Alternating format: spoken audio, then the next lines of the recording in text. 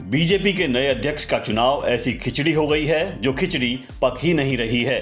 JP Nadda को अध्यक्ष बने 5 साल हो चुके हैं, लेकिन बीजेपी अब तक नया अध्यक्ष नहीं चुन पाई। 2019 में अमित शाह के गृह मंत्री बनते ही मोदी शाह ने नड्डा को अध्यक्ष बना दिया था। नड्डा का कार्यकाल जनवरी 2023 में खत्म हो गया था, लेकिन 2024 के लोकसभा चुनाव को देखते हुए नड्डा का कार्यकाल बढ़ा दिया गया था।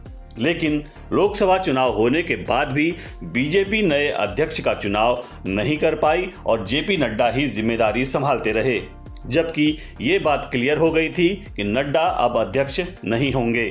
फिर भी बीजेपी के नए अध्यक्ष का नाम सामने नहीं आया, क्योंकि आरएसएस ने यह कह दिया था कि नया अध्यक्ष संघ की सहमति से ही बनाया जाए, जबकि मोदी शाह चाहते हैं कि बीजेपी अध्यक्ष ऐसा नेता बने जो पहले की तरह समन्वय कर सके। इस टकराव के बीच जेपी नड्डा के मोदी सरकार में मंत्री बनने और हरियाणा महाराष्ट्र के चुनाव की वजह से बीजेपी अध्यक्ष का चुनाव अटक गया था। इसमें एक पेंच ये भी है कि बीजेपी का संविधान कहता है कि राष्ट्रीय अध्यक्ष का चुनाव तभी हो सकता है जब आधे राज्यों में अध्यक्ष का चुनाव हो जाए।